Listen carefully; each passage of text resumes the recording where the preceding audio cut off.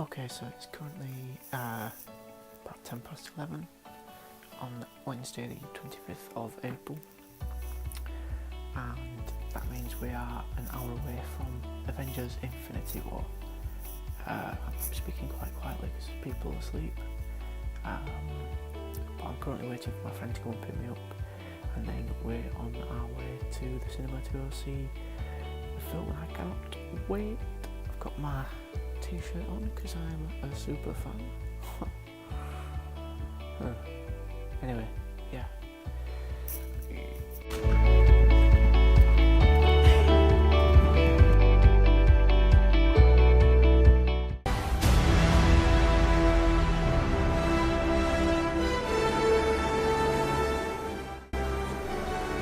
What's going on there? It's Nick here, and I have seen Infinity War, and I still can't get my head around what just happened.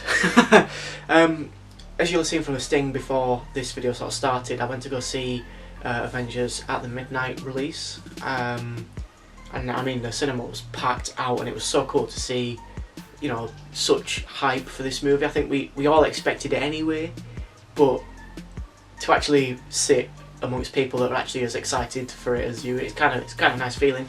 I know I've obviously felt similar things when I went to go see the Star Wars movies at midnight. That was pretty cool. But yeah, I mean, that film, Infinity War, 10 years in the making, and we get one of the longest films that Marvel have put out, and it was just as amazing as you think it would be. So this review is mainly going to be spoiler free. I literally saw the film a few hours ago, so I'm still sort of processing what actually went on. So at the minute I'm just going to be very vague when I talk about it, just to avoid spoilers, and then in a few days time I'll probably film another video and just sort of talk more about the talking points from the movie and see what you guys think about it as well. So let's start with a bit of a background. Obviously 10 years in the making, 18 movies, you know, we've seen all these superheroes with their own standalone movies, and then it all sort of comes together to this. But of course the story this time round revolves around the Mad Titan Thanos and his quest to harmonise the universe, and he sees himself as being quite merciful, and sort of what he's doing is actually doing the universe a favour. You know, he's going to collect these Infinity Stones, he's going to wipe out half of humanity, leaving those that are left with more, sort of a bigger pick of the spoils, I guess. And we see a lot of Thanos in this movie, because it is kind of his story as well as the Avengers. That was a good thing, because I think Josh Brolin as Thanos was really, really good, and probably one of the best sort of things to take away from this movie. He was intimidating, he was powerful, he had some great scenes with the Avengers, and yeah, I mean, he was the villain that Marvel have been trying to get right for so long, and they just got it this time. It was sort of similar to the Vulture in Spider-Man Homecoming. I know, in terms of, you know, you could empathise with what he was doing, and I mean, it's a bit of a bigger stretch when you look at what Thanos is trying to achieve, but I think, I don't want to say you empathise with him, but you could sort of, he has a lot of emotion behind the character, and you can kind of see why he's trying to do what he's doing, so that instantly builds more of a connection with him than some of the villains that we have seen in the Marvel universe thus far. And then obviously you've got all the Avengers in there, minus Ant-Man, the Wasp and Hawkeye, which is a bit weird, because I did kind of think that they would be in there because everybody else is, but then, you know, we're sort of oversaturated as it is with the amount of characters and star power there is in this film, so omitting a couple of dare I say, lesser characters. It's not that big a hit in the grand scheme of things. They are mentioned, of course they are, but you know, they're not there, which is not really a problem. That might be a spoiler, but it has kind of been revealed anyway, so I've tried to tiptoe around that one. And we finally see, you know, the Avengers, or part of the Avengers, sorry, meet some of the Guardians, and that was amazing. I think some of the better scenes happened with Guardians in there, and they sort of brought their unique charm, humour, definitely humour, and they were fantastic. And I don't think in this film we've seen Star-Lord be the most Star-Lord that Star-Lord's ever been. I don't think I could have fit more Star-Lords in that sentence if I Star-Lord tried. Yeah, he was great. Chris Pratt once again steals the spot as one of the leads, who was great.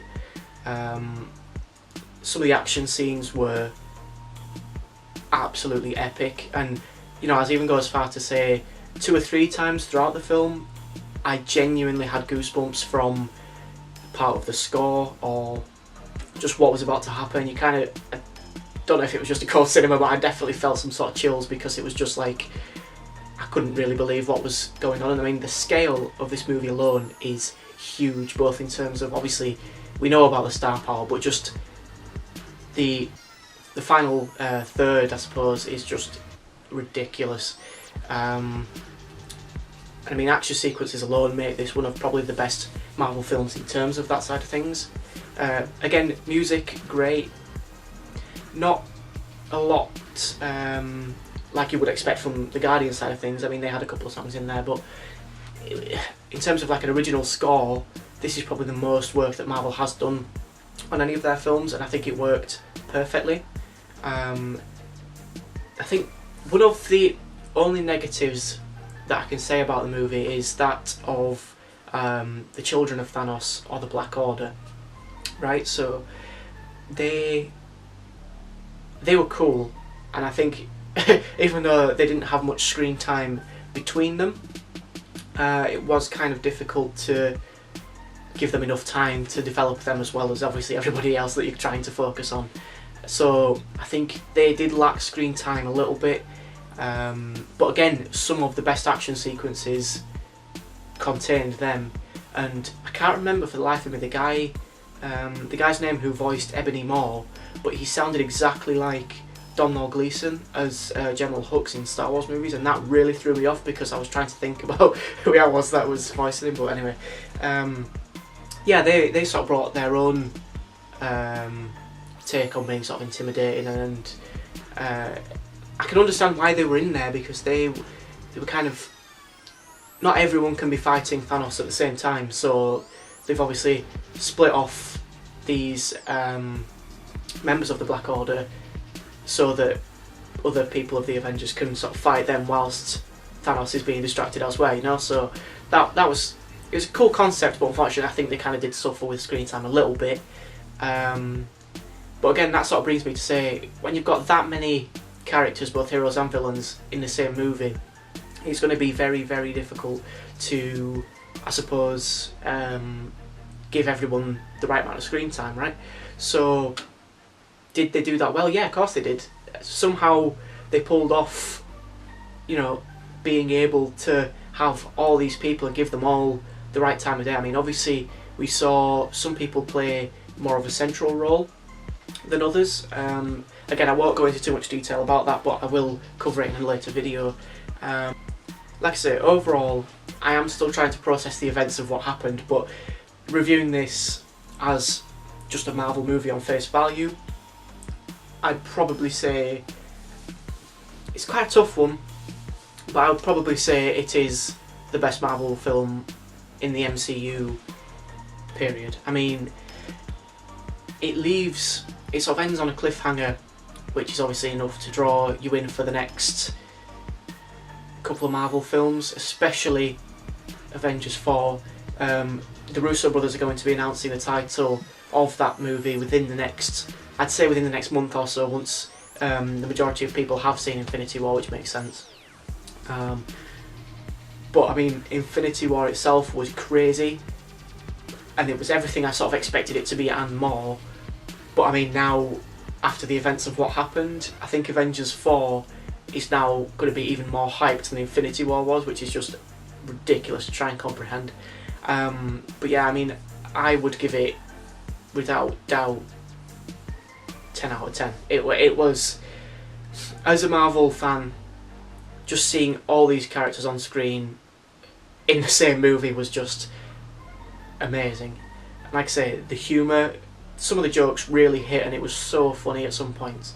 Especially, I think Star-Lord steals the show. I mean, he was great. And yeah, it was just a fantastic movie, and you definitely need to check it out as soon as possible, purely for your own benefit, so that you avoid spoilers in this sort of early stage. And then, you know, within the next couple of weeks, I'm going to be dissecting parts and sort of put my predictions going forward on the channel. So make sure you subscribe and stick around for that. But yeah, go see Infinity War, guys. It's amazing, and I'll see you later.